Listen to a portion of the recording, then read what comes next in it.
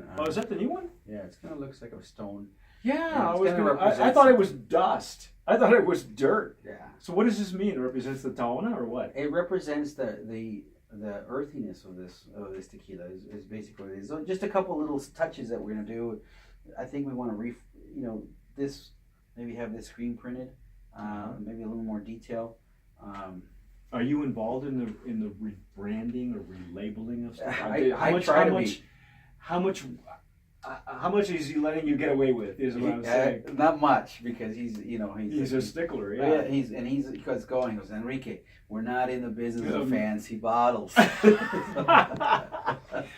But by the same token, your market as well. You want something that, even though this bottle, I thought it was really interesting. Rick was the one that brought it to me, that the G4 bottle has this on the back, and then this is for Terralta. He uses this for the front, which it's perfect sense to me. You're just using the same. I picked that out, actually. Yeah. Is it okay? Well, is that economically really cool? Because it's like now you can make the run of the bottles, and you're using the same thing for just a little both difference. brands. Yeah. I mean, they're both so similar, other than the water, that there had to be something to kind of differentiate both of them. Yeah. And and they asked me that, and we picked that in Guadalajara, sitting down on a napkin when they drew it down. So that was interesting, So no, I think that this is a brand that has huge potential for the future. Mm-hmm. I've seen so many brands, like we talked about, so many You should soldiers see his warehouses that are just left. Oh, it's hurtful. It's like a museum and a cemetery all at once.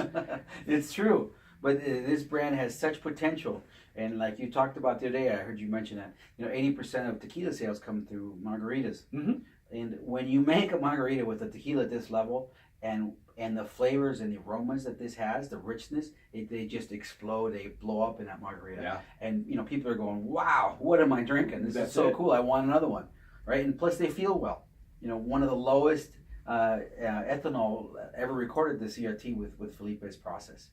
No kidding. Isn't that crazy? Wow. And did you know that a lot of stuff, he leaves most of the heads in the process. He doesn't have to. Well, I didn't know. I knew that there was a process for heads and tails, and I wasn't sure what he was doing. And again, I'm not a real expert on distillation part of it. Fermentation is one that I really love to experiment. It's like every phase, people have a thing. But I know Rick is completely into the distillation and chemistry and things like that. So I wasn't sure what he was doing. I know that Pasote has a completely different flavor profile, which reminds me of Montelobos. I don't know if you've ever had it. And Montelobos is a mezcal, but there's a funkiness to Montelobos that reminded me a lot of Pasote, which is really weird because I thought in the Reposado expression, I got notes that I hadn't, that I'd never had in tequila that were reminiscent of what I get in some mezcals. Right. So it was a real eye opener to see. So whatever his process is doing, he's succeeding, because now you're getting some flavors that you're not used to seeing or not used to tasting in a blue agave.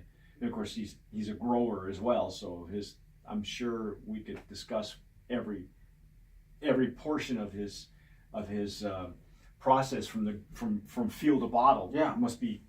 No. I mean, he's a grower he's got a huge mammoth amounts of land. I mean, at levels that we could even imagine with some of the medium to small brands that are out there. Mm-hmm. But little details that he'll do is that I didn't know even existed. So if you look at some of the agaves, there's a little picture of this. They cut the agave in half. Right. And when he does on the male plant, he actually trims the stem out inside of there. Right. Just a little detail that a lot of this distilleries don't do. Doesn't that because it adds to the bitterness? It adds some bitterness to it. See, Rick was the one that pointed that out to me. And just I a didn't little know detail. that. And, and then when I was, we're used to seeing, obviously, when Los Altos, you see the huge agaves, right? What he also does, little steps that people don't do. He has small little piñas that are also up to age 7, 8 years, and so on. Right. But he gets those on mountainsides that are at an angle, and those are blended.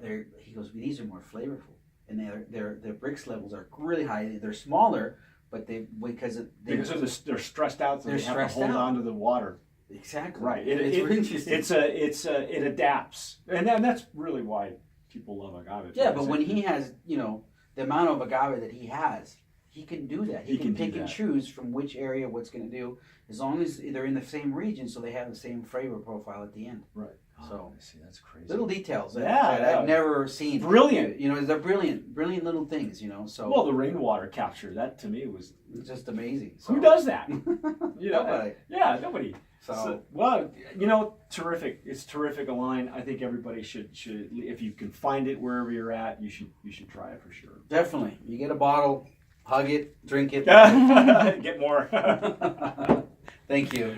Thank you, man. Thanks for that. That was cool. Yeah. That was